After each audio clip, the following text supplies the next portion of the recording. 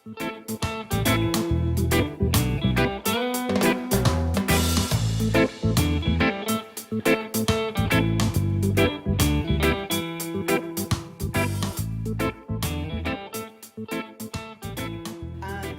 again, I'm Nicole Skoumal. I'm the operations supervisor for Denver Fire Department in fire prevention.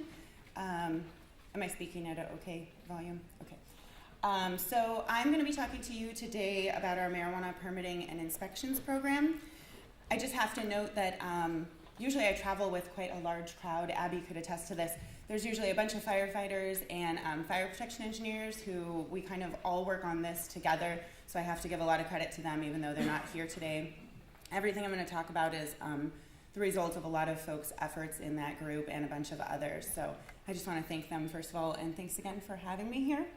So to get started, one thing that's already been mentioned quite a few times today is how involved marijuana becomes. This is going to end up touching kind of all areas of your city or jurisdiction or municipality or whatever you are. In Denver, we call this the collaborative model, and the way that we operate in Denver is under the Office of Marijuana Policy, which is an agency that was created at the direction of the mayor to kind of bring everybody together under this umbrella. We work together on policy development, issues that may arise. We meet frequently to discuss topics related to things that are coming down from the state, other developments that we may see around the state and other cities. And then also, this is where we're going to kind of just gather to make sure that everyone's aware of what the progress is or what we're seeing from other inspections teams and things like that. So we meet in some groups weekly, some are bi-weekly, some are monthly. So there's quite a bunch of interaction from the different groups. One joke that we have in fire is that the fire department typically never wants to talk to the police, but you're going to have them on speed dial. You'll be texting all day and be best friends. So similarly, we work quite frequently with environmental health on different issues, things that we never have really dealt with quite a lot before. But for example, if there's a fire incident in a manufacturing or edible facility, we're going to have to refer environmental health out there to take a look and make sure that the food products are still going to be okay, and also to take a look at their equipment and some of their cleaning processes and things like that. So just something to keep in mind as you're going forward with your regulations. You'll be talking to everybody, so make those contacts early if you can.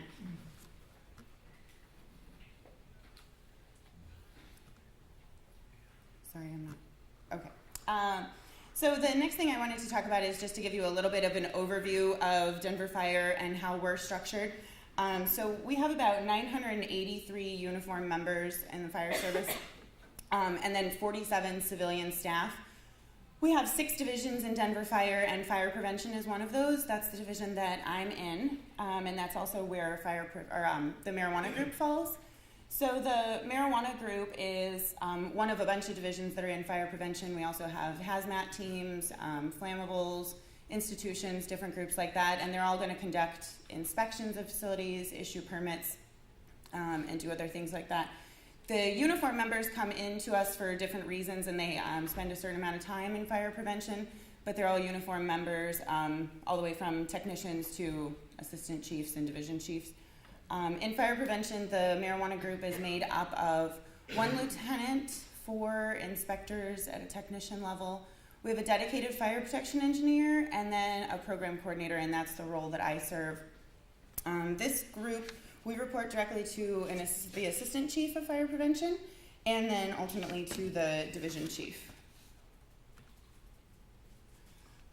So just a few more numbers to kind of give you an idea of our department. Our operations division conducts about 22,000 commercial occupancy inspections annually. These are going to be the local fire crews going out and doing the inspections in commercial facilities. They're also doing our pre-plan inspections.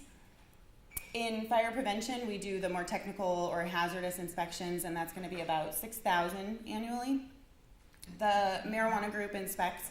Right now, the number is about 606 occupancies, but that's a dynamic number. It changes kind of daily depending on who's coming online and facilities that are closing or combining. And the marijuana occupancies are inspected twice annually, which is a little bit different than some of our other groups.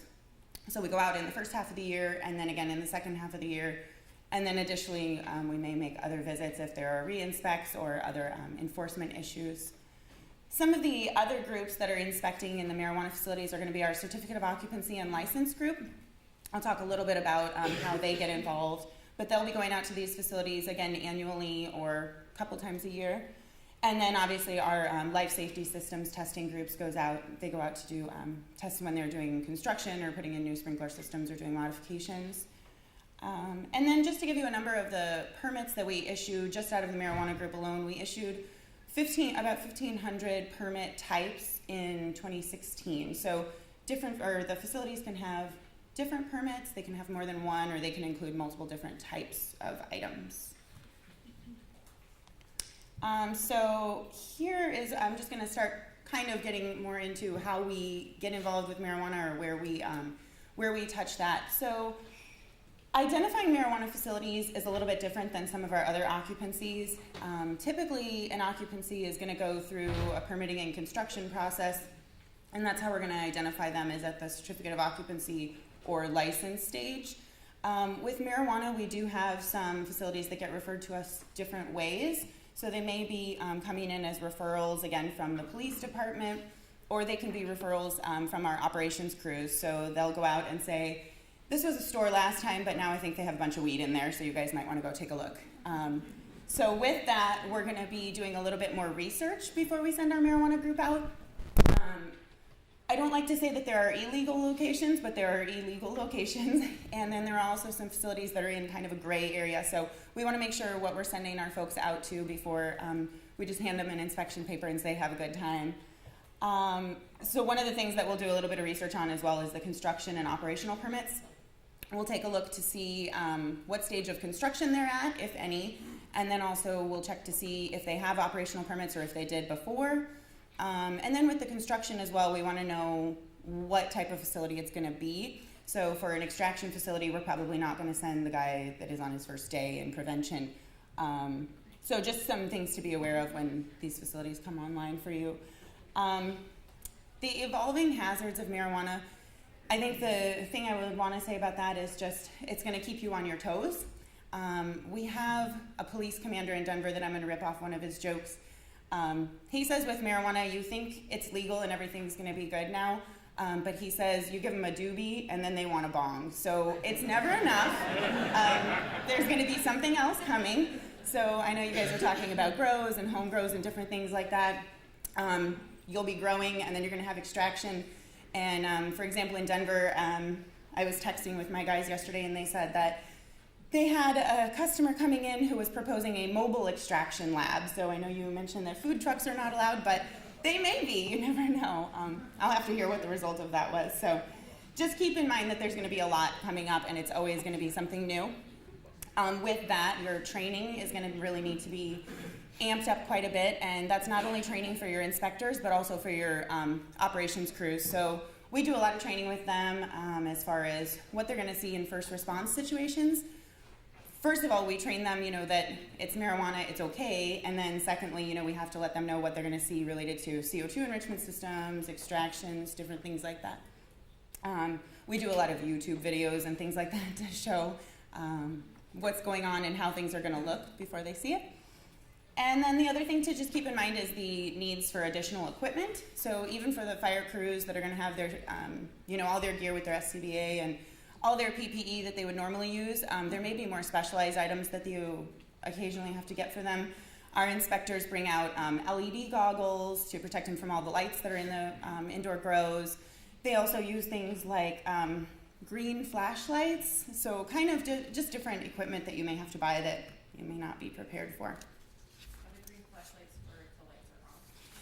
Yeah, I'll talk a little bit more about that later, but the plants, it's all about the light regulation, and so you'll have an inspector who wants to look in the room and the grower is telling them they can't, but we found out that if you have these green flashlights, then you can, so we don't have to waste time and go back. So we had to order a bunch of green flashlights off of a growing website. I thought I was going to get fired with my city computer using that, but I didn't, so that was good. Right, it's all legal now, so it's fine. So the next thing that I'll kind of talk about here is just where Denver Fire gets involved in the different types of facilities. So we'll have our residential occupancies, and we do not regularly inspect those, or they're not scheduled inspections, but we do go out if there is a complaint, or also if there's a referral, again, probably from our operations crews. And then additionally, we'll go out if there's an incident, the marijuana group will go out as a follow-up, just to kind of make sure that things are back to code. We'll do those a lot of times as a residential task force type of group inspection, which I'll talk about in a minute. The other facilities that you can see are along the bottom. These are going to be our commercial licensed locations. We have a couple of different terms than you guys are using here, but basically we'll see stores, medical and or retail, grows, we also call those cultivation facilities or husbandry locations. And then we'll see the infused product locations. That's where they're making the edibles, and they may or may not do extraction there. And then we'll also see the testing labs. We do have medical and retail, again, for all of these different categories. And then in the middle there, what we have is kind of the gray area, and we sometimes refer to those as either co-ops or caregivers, and those are going to be just a non-licensed commercial facility. So first of all, I'll talk about the residential and some of the ordinances that we have there that we rely heavily on. In Denver, the number of plants that you can grow in your home is in the zoning code, and that limits you to 6 plants per adult with a maximum of 12. So even if you have 3 or 4 or 5 people, you can just get to that maximum of 12. And this is per dwelling, so that's also including multi-tenant spaces or apartment buildings and things like that.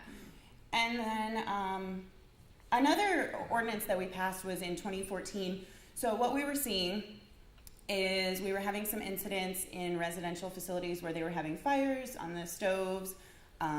Things were blowing up on the stove, and then also we were hearing about refrigerators blowing up, and then just kind of having a bunch of issues. So as we started to look more into it, we found out people were doing extractions at home. Again, it's never enough, so you can't just go to the store and buy it. You need to do it at home too. And so what we passed in Denver is what we refer to as the home hash oil ordinance. This limits you to 16 ounces or less of alcohol, and then using a non-fuel fired heat source. So this takes away for us a lot of the risk. We still have people doing extractions at homes in Denver, and it's very dangerous. But again, this kind of helps us to at least mitigate some of that.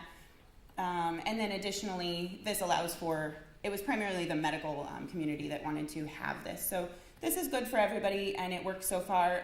This also allows for people to do the home food or cold water extractions as well. So we call it the home hash oil ordinance. This also is going to cover non-licensed commercial facilities. So if they're not licensed for extraction, they can still do this smaller or lesser process. How do you regulate, there's some privacy issues for homes. Do they open the door up for inspection? Or is it just an ordinance that you get caught and you're in trouble? Could you repeat the question, please? Because I'm not getting it. So he was asking, how do we enforce this or regulate this in homes? Because obviously we're not going out and inspecting them. And this would just be a tool for us more related to the enforcement. So if we go out and they were doing extractions with open blasting of butane, then we would be able to cite this. And I won't get too far out of my own area of expertise, but it's easier for them to write tickets as well, and then it's a better fine and process that they can go through, because it's a criminal violation, I think, instead. Or so if you have an emergency response and you have a right to be there to obviously put the fire out, then you would see the evidence. right. Yeah, so again, if we had an instance of a home hash oil incident or explosion or something like that, the marijuana group would go out, and then DPD, Denver Police, would actually write this ticket. We typically would not, because again, they would be involved. This is now a criminal offense in our municipal code. So this is just a better way for them to get that violation, and it's more so than something that we would just be able to, we would cite them for not having a permit if we didn't have this. And so that's a lot lesser of a violation. So hopefully that answers your question. Okay, so that is the home hash oil ordinance. I know we mentioned before, a couple people had questions about how many incidents or what was going on in homes. So we were having about 15 to 20 documented per year before we had this. And that's only incidents that our crews went out to. So if someone did not call 911 or if there was no response, we may not know about those. So we've gotten the number down quite low now. I think we've had maybe 2 or 3 in the last 12 months. So now talking a little bit more about some non-licensed facilities. These are going to be more of the commercial type of facilities. What we were seeing in these, again, were the caregivers or co-ops, which is in Denver, the medical community. If you wanted someone to grow your plants for you, you could just go to them and bring your red card, which is your medical card from the state, and say, can you grow my plants? So we would have caregivers that would grow much greater numbers than what they were supposed to. And then also we would have caregivers getting together. So I would say, hey, come and get this warehouse with me and we'll all grow together for all of our patients. The problem here is that the locations would not have permits. They would have electrical that kind of looked like that maze of wires on the side there. Additionally, they would do unpermitted construction to build walls using things like black plastic or tarps and things like that, which is extremely dangerous. And then we were also finding, like the top picture on the right there, similar to like a storage unit type of building. People would go and just rent the lockers and they'd have, 40 or 50 plants jammed in there. Then when the police came and asked for people's red cards or who's growing for who or what's going on, nobody knew or they weren't anybody's plants or the guy was not here at the time, he'll tell you later. So what we did was we passed an ordinance that limits you to 36 plants per zone lot if you're not licensed. And a zone lot is going to cover even like a strip mall type of setting. So if there are 6 units, that'll still be on one zone lot. So you can only have one non-licensed person growing that 36 plants. And again, that's been really helpful for us to have that enforcement effort when needed. So now we'll move back into the licensed world. These are kind of, I apologize, this is not a good picture on this screen, but the point here is just there are a couple of different processes that businesses will go through when they're trying to get licensed and obtain permits to be a marijuana business. The top one is going to be the excise and license process. We have a dual licensing system in Denver where you'll get licensed from the state and then you'll also get locally licensed through excise and license. And Denver Fire is going to be the pink triangle or diamond shape there.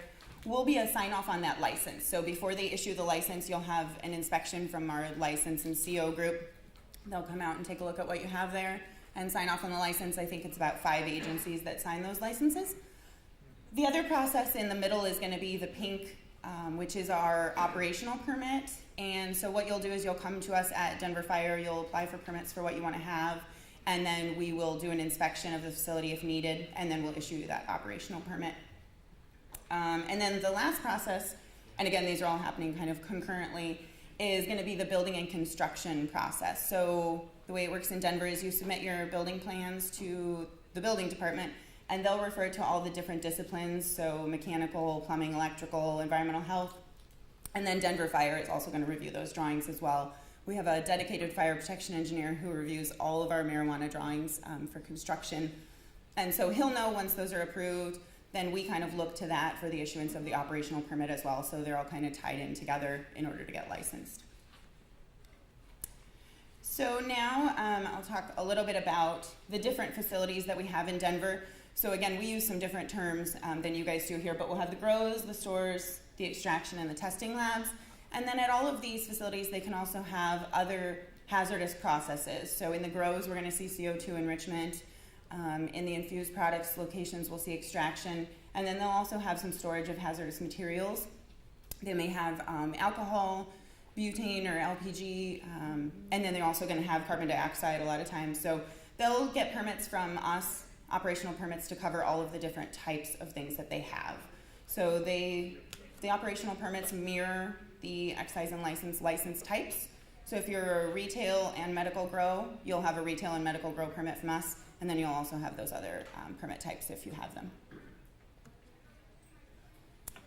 So now I'll talk about the extraction facilities.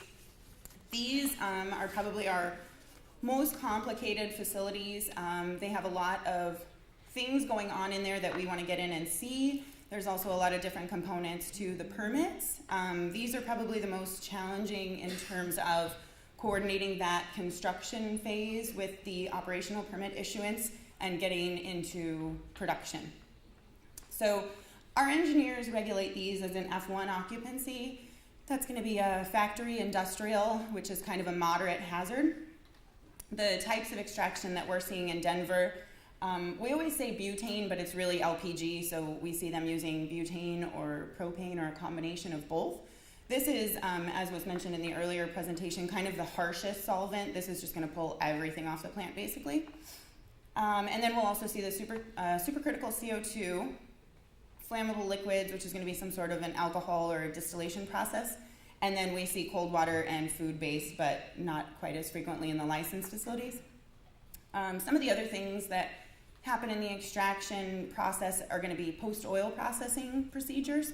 This is, we refer to them as winterization, dewaxing, all kinds of purifying terms. And what they're doing here is basically further refining that oil. So they do the initial extraction, and then they may want to pull off more of that solvent because there will be butane left over. They also may want to be processing it for a certain application, which I know the environmental health presentation will cover more later, depending on if they want to put it into a candy or a soda or different things like that, so what they want to get to.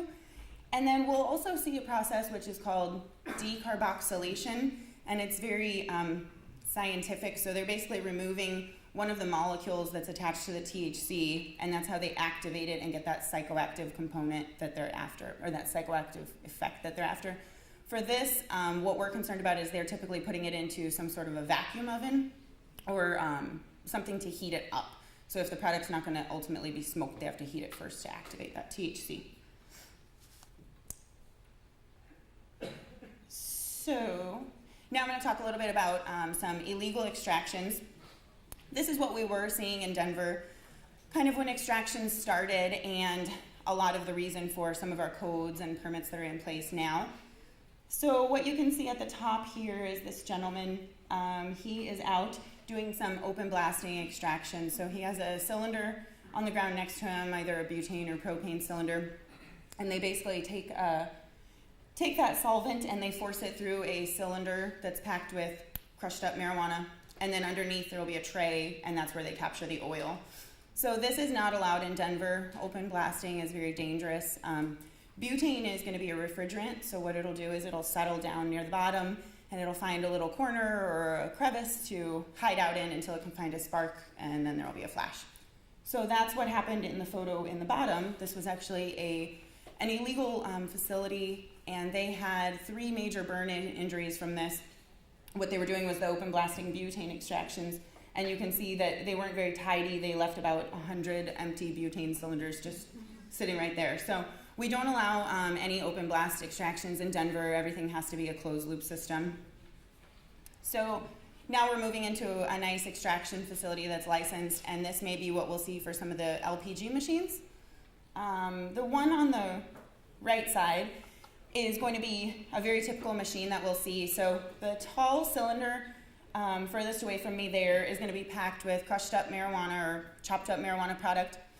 And then the cylinder on the ground is going to be the butane or propane or whatever they want to use. And they'll use that pump that's on the side closest to me there. And the pump will push and pull the butane through the system. And then the bottom chamber there will be where they recollect their oil. So we were under the assumption that these were always closed loop systems. There was no release of butane, and that's how we were permitting them. The machine on the other side here on the right is going to be more of a passive system that they can use. And this is going to be where they're moving the butane back and forth using hot and cold water. So they'll have hot water buckets, and then they'll also have ice buckets, and they'll move the butane back and forth to process it and then to recapture it as well. So as I mentioned before, I'm kind of referring to this as our previous requirements. We'll have new ones that I'll talk about in just a second here, but we were under the assumption that these were closed loop systems, meaning that there was no release of butane at all. So we were allowing for non-classified electrical in the extraction rooms. And then we were also asking for a low level of exhaust, which is about 1 cubic foot per minute per square foot. And so what that feels like is if you just had a fan and you held a piece of paper up to it, it may kind of shimmy a little bit, but not a high level of exhaust. Also, we just required a local hydrocarbon alarm. So something that they could kind of take a meter by their machine and check every once in a while to make sure nothing was leaking. This equipment approval, and this is again where our engineers are very valuable. This is under one of the fire code references where the equipment is not going to be listed or approved for this use, but they can have a PE sign and stamp engineering approval documents that allow for the use of the equipment. We do a two-step verification in Denver, so they're going to submit those PE signed and stamped drawings at construction, and then when they put the machine into the facility at construction completion, they're going to have an engineer go out and submit a signed and stamped document stating that that's the correct machine, it has the same serial number, and it's going to be used for the application that it was approved for. And so that's how we had been approving these machines. Now, what we started to see happen was what you're going to see here. This is an extraction facility. And so the girl had just started the run, and basically, I'll let you see for just a second. So the cloud that you're seeing there is a butane cloud. I'll tell you what happened in this video. So she turned around and she clamped down the machine and finished turning it on. And as she turned around, basically the machine had a catastrophic failure and came apart. So it flew up into the ceiling and damaged all the ductwork, and then it also left a big dent in the ceiling there. And then that cloud of butane obviously was filling the room. There were also some other components when we watched this video that we were a little bit concerned about. So there was a computer in the room, there's a refrigerator, there was like a TV, all kinds of other stuff in the room. And I don't know if you noticed as well, when she went to open the door swung in towards her, which is not what you want for an egress situation. So we started talking with the industry a lot and trying to figure out what had happened here, could it happen again, what else was going on. So the next thing that we started seeing was our inspectors going out to facilities, and when they opened up the cylinders, they would be getting readings on their meters. So the little blue thing there on the side is one of our 5-gas meters, and they were holding it up to the cylinders after they opened up the oil product and the butane was supposed to be recaptured. But what was happening is that they were finding they were getting readings. So there was still butane off-gassing. Additionally, when they have the spent plant material, they would be taking meter readings at that and getting really high levels of butane still on that plant material. And then typically, they would just set the plant material off to the side until they were going to take it out to the trash, and so it would be sitting there just off-gassing butane in the room. And I don't know if this one will play. So this is what they want to do as well. So they wanted to leave some butane on the product because they started explaining to us that makes it easier to get it out of the cylinder. This is what they want to do because then they can get the next run in faster. So they can scrape it out quicker and they can get the next run going, making more money, obviously. This is a challenge just for us, again, because that butane is off-gassing into the room, and now all these plans were actually not what we had approved. We hadn't approved this system. So in 2016, we adopted the 2015 International Fire Code, and that includes the 2016 Denver Fire Code amendments. And with that, we have greater requirements for the LPG extraction rooms. We're now requiring that these are Class 1 Division 1 electrical, so they'll have grounding and bonding of all their metal equipment. We also require hazardous exhaust, which is going to be more of capture and containment. We have a definition of that in the code as well now, and that'll be something more like a lab that you would feel that velocity coming across your work area. So any of those vapors would have been recaptured. We also require the exit door to swing in the direction of egress, which just makes good sense. And then we require continuous gas detection instead of just that local alarm.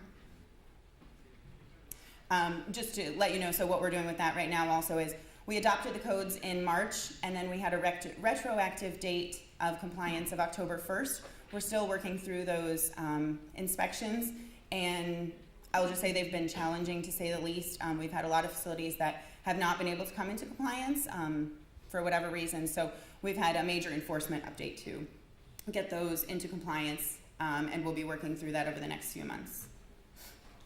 So another thing that you may see if you allow butane or LPG extractions is going to be transfilling. This is regulated for us out of NFPA 58, which is the standard for all the distances.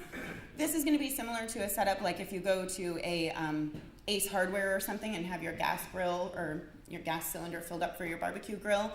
And so the biggest challenge for us with these is going to be the distances. Most of the lots in Denver are very small, like 25-foot wide lots. So they're having some challenges meeting the distance requirements. So then there's also a lot of interaction with the gas companies and them dropping off gases. Whether or not they've obtained permits from us for those is a little bit challenging. And again, just something to keep in mind, you'll have, in some cases, these big bulk tanks out in parking lots for facilities that need to do that transfilling. The reason being in Denver at least, we only allow, it's about 100 pounds of butane in the room at all times. So that'll be maybe one cylinder for storage and one cylinder that you're actually using, but that's about the max. If we do issue an operational permit for this, one thing to keep in mind that we've struggled with is how we certify the people who are doing the transfilling. So we don't want to provide that training, but we've had a lot of the gas corporations, they're hesitant to provide that training as well. And then as far as maintaining those records of who's trained, there's a lot of transition and a lot of turnover in the industry. So it's difficult to know who's certified to do which types of processes. So, that's the toughest part. So CO2 extraction is another extraction that we're seeing in Denver. It's about half and half, I would say, for the butane and then the CO2. Again, this is going to be supercritical CO2, so under pressure. The machines that we're seeing are operating about 5 to 10,000 psi typically. We're also obviously concerned about potential asphyxiation in the facilities. So we do require that the CO2 discharge from these is piped to the outside, just so that there's that release and that pressure relief. And then we require a continuous detection in the room, similar to what you'll see in a minute for the enrichment facilities. Flammable liquid extractions, we see some of these, but not quite as many. This is going to be where they're doing something like a distillation, similar to what you would see in like a whiskey type of still operation. We can also see sometimes these little rotovate machines. What they'll do is in that glass ball there, they'll pack it with marijuana and some sort of alcohol. It'll spin in a hot water bath, and then they'll recapture the alcohol, and then the oil will come off of those. We are requiring these to be under a hood. We have a couple of different hood systems that we're allowing, but then also we're putting in place a system for licensing of the hood installers. So that's going to be another major program for our licensing division in fire prevention. And then kind of the last part of the extraction is going to be the post-oil processing, as I mentioned before. So the biggest challenge here is that the equipment is not listed or in some cases rated for what they want to use it for. So the biggest challenge here is making sure that all of the equipment is explosion proof. We haven't seen any blowing up of refrigerators in the commercial facilities. Again, those are more in the illegal locations, but we have seen a couple of instances where the vacuum ovens were having some trouble, so they put the oil in there so that the butane or whatever else can be pulled off, so you just want to make sure that it's explosion proof. And then if they're doing that heating, again, it's only if they are not going to heat it later. So now talking about the cultivation facilities. So this is an example of what we're seeing in Denver. In Denver, all of our growing is indoors. We don't allow any outdoor growing for commercial locations. And these are going to be regulated as well as a F1 occupancy. The biggest challenge that we found with that is related to old warehouse buildings which were not intended for growing. So now they're being considered an F1 occupancy. They need to be brought up to code, so there's sprinkler requirements at 12,000 square feet. That's been a major challenge for some of these places to make that big investment in the sprinkler systems. Some of the facilities that we're seeing now are about getting up into 100,000 plus square feet. The other thing that we see a lot is they want to pack as many plants as they can into these facilities. So they'll not only do this first floor as you see here, but they'll have multiple racks going all the way up to the ceiling, and then those will have lights and water and everything going up to those. So these become quite complicated, and there's a lot of marijuana in there. Sometimes it's still even shocking to me, even though you see it all the time. So some of the other challenges that we're seeing in the cultivation facilities, one of the main ones is the exiting. So I mentioned before that It's all about regulating the light for the plants, as we understand it at least. So they live on these cycles of X period of dark and then X period of light. And so what they want to do is block up all of the doors and windows using approved or unapproved materials, basically. And so this creates challenges if our fire crews are expecting openings at certain distances. Also for just anyone who's in the facility, they can be kind of dark and you don't know where the exits are. The other thing is going to be the creation of these corridors. So they'll build a bunch of different rooms in the buildings, and that's for the need, the business need related to the different plant life cycles. So they'll have growing rooms and veg rooms and trim rooms and all these different rooms, and they become quite maze-like. So we've asked for a lot of posting of graphic maps at the entrances. So that way, if we have an incident response there, the incident commander will be able to find that easily and work off of that. So we ask for those to be updated anytime that they make a change in the facility. And then the other thing that we did see in Denver that we have a few of these now, but not quite as many, was again the use of those shipping containers or some type of a storage facility kind of layout. We have allowed a few of those now, but they have to be built out as a room. So they have to have exiting and the locks have to be compliant and all of those different things. So the other thing that we see in grow facilities is going to be CO2 enrichment. We have this in probably 3/4 of the grow facilities in Denver. What they're doing here, and I imagine we'll hear more about this later, is they want to elevate the CO2 levels to help the plants grow. So we don't really understand why, we just know they want to pump the CO2 into the room. They're using about 1,500 parts per million typically. The OSHA 8-hour limit for a CO2 enriched environment is going to be 5,000 parts per million, so that's what we have our alarms and detection set at. The immediate danger to life and health, where someone walks into the room and it's lights out, is going to be 40,000 parts per million. So we're being pretty conservative in that alarming level. Some of the photos that you'll see here is they can either use a generator, which is going to be like a burner, to create the CO2, and that's what's hanging above the plants there. They can also use, they can also have the CO2 just piped into the rooms from like a bulk tank outside, or you'll also see some CO2 cylinders here.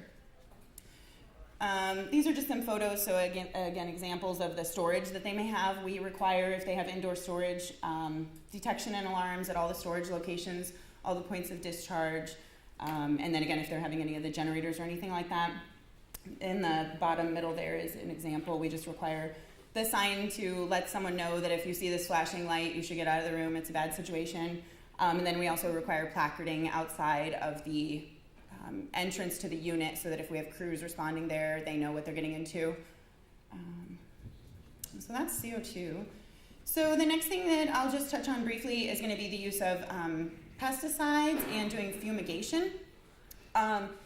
When we first started seeing pesticides, the way that it kind of went for us was we had a lot of our inspectors going out, and then they would come back in and say, man, I saw all these weird bottles, and I don't know what they were for, but they said not for food products, not for indoor use. So we started doing a lot more research and looking into it with, again, some of our other agencies and doing that coordinated effort. And after we all learned a lot more about pesticides than we ever wanted to know, we realized that pesticides are under the jurisdiction of our Department of Agriculture for us in Denver. So the only thing that we really require now is a pesticide inventory statement, kind of similar to their HMIS. We just ask them for an inventory of all the products that they have and then the different quantities. We don't regulate what they can use or how they use it, but we do ask for that inventory just so that we can kind of have an idea of what's in the facility. We do have some fertilizers and other things that they're using in the facilities, and we haven't really gotten too far into regulating those yet. They don't seem to be at a quantity that is concerning for us. I thought the reason they were indoors, obviously, with the light and stuff, but we wouldn't have the typical pesticides that we have in outdoor grow. It's actually way worse indoor. Is it? Yeah, absolutely. Indoor's nasty and funky. Is it because of the soil? We can talk about it later. Yeah, let's just save the questions to the very end. There'll be a lot more that will spawn even more questions. Yeah, so I won't speak too much to the pests indoors, but we do have, there are mites, and then also like powdery mildew is, I know, the other major concern. I'm so glad I don't have to talk about that a lot because it gives me the heebie-jeebies just to think about it, and that's the truth. So But we do have a little bit of involvement with pesticides. Our inspectors were kind of the ones who first started noticing it, and then once we realized that it was not in our jurisdiction, we asked for that very minimal inventory statement, and then that's about it. We do regulate fumigation, and we don't have a lot of facilities doing this. The reason being, again, these facilities were not really designed for it. So as a part of our fumigation permit, you would have to have venting of the building afterwards. And then you would also have to have watch personnel. There's a notification requirement to prevention and also to our dispatch. And we just, and then also we don't allow it in multi-tenant spaces. So you have to be able to have control of the building, cut the power and everything else like that. So we don't see a lot of facilities doing this just because it's not really workable for their industry. We do have a few. The one kind of most important thing that I do want to point out is the use of sulfur burning. This was a huge concern in Denver for a little while. If you can see in the photo, the yellow cylinder that's kind of hanging from the ceiling. So again, our inspectors kind of started noticing, they said, I don't know, they have these funky yellow cylinders and it stinks and I'm not sure what they're doing. And so we started doing some research and it turned out that they were burning elemental sulfur, and what that does is it creates sulfur dioxide. The challenge is that kills the plants, but then when you inhale, or the bugs, but when you inhale it, you're going to get sulfuric acid, and that can be deadly. So this is a concern for us. We're operating basically under a fire chief policy that sulfur burning is not allowed in Denver. So we have completely outlawed that, much to the dismay of many of our growers. We also do see occasionally the use of elevated CO2, again up to that non-life supporting level, to do basically fumigation. So now just to talk a little bit about our inspections. So again, we have our inspectors going out twice annually. They're going to be looking for, obviously, fire code violations. They also act in marijuana facilities a little bit outside of their norm. So we participate on a residential task force. And what that's going to be is, again, after there's an incident or after there's an illegal location where the police cut the plants, we're going to go in with a couple of other agencies and do a cleanup of the building and then make sure that all the fire and building code violations are resolved. We are seeing still a lot of common violations. They're kind of recurring in the marijuana facilities. One of the biggest one is non-compliant locks. So if you haven't already realized, marijuana is very valuable, so they want to lock it up just as tightly as they can. That also means, that they're locking people in and they're locking first responders out, so that's bad news for us. We're always having to remind people that they can't have those locks. We just require the one motion panic hardware for the most part, with the exception of the front door, obviously. We do see some instances of, again, these are old warehouse facilities, so they're going to have the garage doors and they're going to want to block those up. We've had a lot of issues with burglaries and things like that in the grows, so we're trying right now actually to do an effort with Denver Police to host kind of like an industry forum where they can come in and describe to us their particular challenge related to locks. And we're going to have the cops give them some input as far as how to protect their property, and then we're going to come in and say, but these are the only locks you can use. So that should be interesting. We'll have that in a couple weeks. The other challenge that we see is going to be, again, unpermitted construction, mostly related to the electrical. So these are taking up a ton of electricity in the facilities. We have frequent occurrences of people punching through the wall and stealing power from next door, and other challenges related to that. So we, a lot of times, will walk into facilities and we'll see fans pointed at the electrical panel, and right there we know that they're overloaded and that's not going to work. And then the other challenge that we see is, again, the blocked doors. So this facility here, there's another photo of this where there was a fire incident actually, and they resolved the incident. And then they could hear, like people banging. There was a guy who was trapped behind a door, so crews had to cut one of the bars off. And it was one of the growers. He was just locked into the back door there. So we still see those blocked exit doors with the exit light on right above it. We also are requiring chains on all the grow lights. One of the things that we're concerned about is if the rope or whatever they have chaining up the light above, if that burns up, then you have a plant or a light falling onto a row of plants, and it's just going to make the incident even worse. And then again, just that use of plastic for walls. So again, related to kind of the pest issue and then the mildew and mold challenges, they want to use plastic coverings, and we don't allow for that. And so the last thing that I was just going to kind of talk about a little bit here So even though we're a few years into this, we're still having some evolving challenges. Again, there's always something new that they're bringing up. I mentioned before the mobile extraction labs.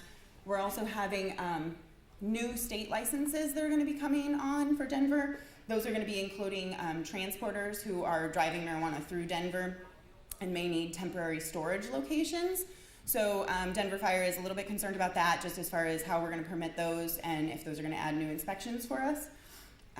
Still, that coordination effort is really challenging, not because we don't like anybody and we don't want to talk with them, but just kind of the resource drain of, you know, notifying everyone when you find something. It can be really time consuming. Additionally, we'll still find from time to time the conflicting requirements. We're always having to kind of go back to what the state is doing or what they're allowing for, and then we have our Denver requirements, obviously that interaction with Department of Agriculture. We have now social consumption just passed in Denver, so we're having more interaction with Colorado Department of Public Health Environment, Denver Health, which is the hospital system there. So all of these requirements, everybody wants to make sure that they get what they want. Another thing that we're just kind of dealing with still in Denver is hemp. I know that you guys refer to cannabis. We usually say marijuana and then we say hemp, and they're a little bit different under some of our ordinances, so just figuring out how we're going to permit or not permit those, what licenses will cover those or not. The other thing is still the challenges related to safety. So for fire especially, my inspectors, I always pray for them every night, and I'm so worried and stressed out about them because police usually call them first. We have right of entry into any facility, so they're going to be going with them on some shady locations. We're still finding locations where there are other drugs, weapons, and then also some human element issues like trafficking and things like that. And then the enforcement piece, just so that you know, it's a major resource drain. So a lot of the violations that we're finding and dealing with can't be resolved with just an inspection violation. We're going to be typically going right to an order to comply and a follow-up re-inspect on that. And then we also, the marijuana group is always really proud of this. I don't know why, because it just creates paperwork, but we write the most summonses of any group by far. I think we're like triple everybody else. So we have inspectors that are spending half day or full day in court frequently. We're also relying heavily on our city attorneys to help us to write those tickets and make sure that we're accurately capturing the violations. And then the last piece that I just wanted to mention was the requirements for data. So people are either using marijuana or they want to know about marijuana is, I think, how we kind of talk about it. So one thing that we struggled with in the fire service was particularly related to incidents and our operations crews. So we were asking them to basically document at first, like, was there marijuana there? And so they would just be like, well, yeah, it's Denver, everyone smokes. So, they had weed there. So then we were trying to explain, no, we needed to know, was the person using marijuana or did it contribute to the incident? Was marijuana directly responsible for the incident? So just kind of getting some of those training things in place and making sure everyone's on board with what you're going to need to capture as far as your data. And then also, I don't know what systems you all are using, obviously, but just making sure that you're going to be able to report on those things. So we're still finding challenges, for example, with our building construction plans. When they get logged in, unless it has like green or weed or emporium or something weird like that, we're not always capturing that that's a marijuana facility. So it's very difficult to report on those numbers. So you may just want to start thinking about how you're going to be telling everybody about marijuana, because everybody wants to know. So with that, I am all finished. And if you have questions, hopefully I didn't create too many new ones. A question on the extraction facility with butane. We don't have any yet, but it's been planned and it's been explained to us that it will go back and forth through the process 3 or 4 times before the butane is spent. And it goes back into the cylinder from which it came. And so, first question is that accurate? Is that your understanding? And also, what have you seen as the disposition of that spent contained butane? So we were actually talking about that as we were sitting here a little while ago. Where our kind of involvement or jurisdiction ends is actually when they're done with it. So they have contracts with whatever providing companies that they want to use. And however they dispose of that is not through Denver Fire. I'm not sure if it's at the state level. We do know that they're recapturing that butane and using it multiple times, but I'm not aware of exactly what happens after that. If you want to send me an email, though, I can definitely do more research because I'm sure someone smarter than me knows. So. You said you have developed some training videos. Are they available in your website? So we have a lot of different PowerPoints. We have some in Denver for kind of like inspectors in general, and then we also have some for our operations crews. I would have to see what we could get to you. They're not publicly available, but we could probably see what we could get and release. And some of them would be through the Office of Marijuana Policy. They've kind of done a huge training effort specifically for our inspectors, and we could certainly see if that's going to be made available or not. I'm not sure if, Abby, do you know if it's, yeah, we'd have to look into that. But I have cards if you want to stop by and email me, I can check. Question regarding the rental papers you were talking about. In the university, they're putting a fume hood, so you may want to check with the local universities, whatever company they use, like we use CSS. Okay. Because they're annually required to be tested. They have an annual permit and only good for a year.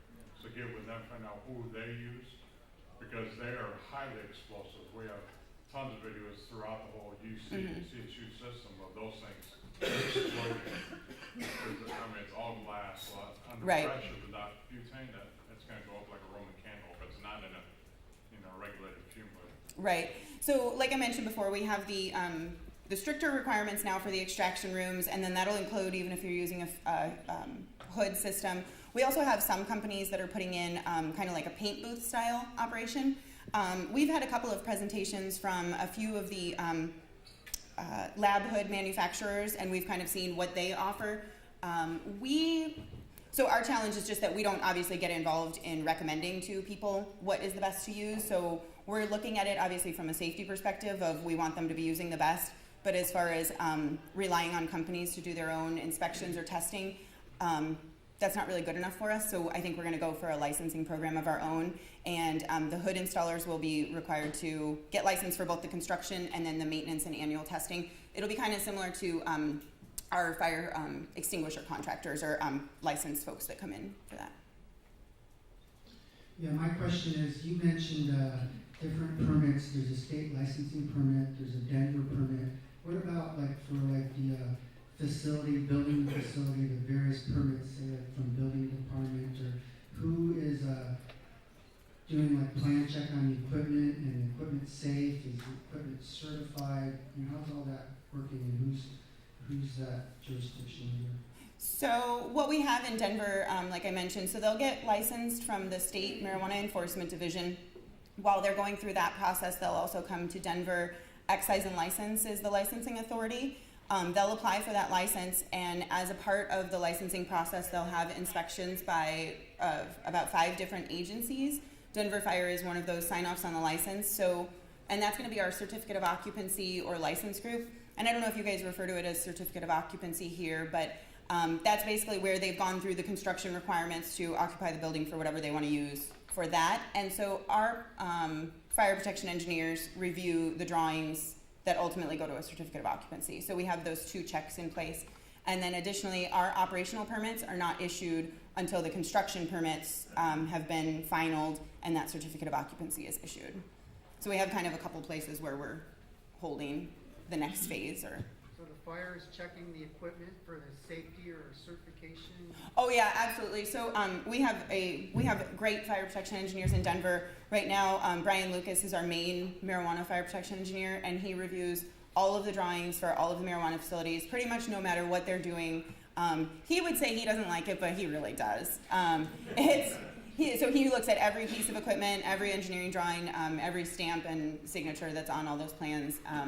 And they're the ones who are requiring, like I mentioned earlier, the signature and seal on the extraction approvals, like either for the master report or the site-specific approval, and then also that site certifying letter once they place the actual machine in the room. I have 2 questions. Every we have a extraction equipment approval. You have a list. You have a list provided for approved extraction equipment. That's here from the UK. So how does one get on the list? And once they get on the list, do they have to send a letter every year to say nothing changed? And how do you list the equipment? So what we do in Denver is, what we've allowed for is basically a master engineering report. So if if someone builds extraction machines, they can have an engineer come in and certify that this machine is approved for all the engineering standards. And then they can take that machine and it kind of almost fast tracks them on a part of the construction plan review. So it's almost like in residential construction, like if you have type approved or something like that, where you have, this house is like model 101 and we've already reviewed most of the drawings. So then when you bring it in and say, now it's gonna go at this address, you'll just look at a portion of that drawing. That's the way that it kind of works. And then additionally, we still require that site-specific letter for each extraction machine. All of our operational permits are annual renewals, as are all of the licenses from excise and license. So once you get through construction, if you don't change anything, you don't have to do new construction plans, but you do have to renew those licenses and the operational permits. So our inspectors are always going out, and if, for example, they saw an extraction machine that looked different than last time, or the serial number was scratched off or something like that, then we would be questioning, is this the same one? And we would go back to those documents to make sure what was approved is still there. Another question is about CO2 generation. If you actually burn something like liquid petroleum, looking to generate CO2, you also produce carbon monoxide. We require carbon. Yeah, I probably did not say that, but we do require carbon monoxide detectors as well. Last quick question. For the butane extraction, I know it's basically you need to be extracting the explosion through digital and class 1 environment. Are they still getting fire? And are they supposed to report it? And how do you verify you have fire from those extraction set? So if they have any type of an incident, obviously the assumption is that they're going to call 911. We did have a couple of incidents where it was questionable how 911 was notified. But we also have, again, all of these inspectors in the facilities for those annual renewals. And all of the facilities have videotapes of all, I'm not saying that right, they're videotaping the premises at all times. So if we have ever had a question when we've entered a facility, it looks like there may have been an incident here, we'll go and review the tapes, and that's how we'll find out what happened. So actually that video that I showed you earlier was actually after 911 was called and the crews responded. The marijuana group went out, and actually that video is from one of our engineers videotaping what came off of their security camera. So we're watching what's happening, and we can always request to see those. If they didn't want to show it to us, we could obviously complain, and that would be a show cause against their license, and they could potentially have their license pulled.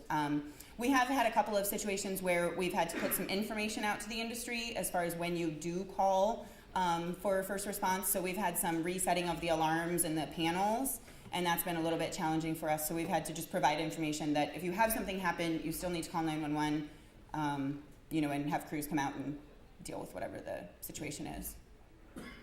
Hopefully that answers your question. We have one more question, and we're going to take a quick break. Are you seeing any use of solar for electric generation? So Abby may touch on this. There's actually an effort for, I'll probably mess up the name, but some sort of a sustainability group that's a part of environmental health. And I see the flyers, and it looks like they're doing great work. So I think that they are doing some efforts related to that, but I don't know specifically. I'm sure Abby will talk about that more. And are your fees covering your costs? We're actually doing a little bit of a cost analysis right now. The Budget Management Office is looking at some of the different marijuana licenses and have asked us to provide data related to that. All of our fire prevention inspections are charged, and for marijuana facilities, we are charging that second one as well. We also charge for operational permits, and then obviously any re-inspects, summons or general violations that we write, those have a fee as well. So hopefully we're covering our service.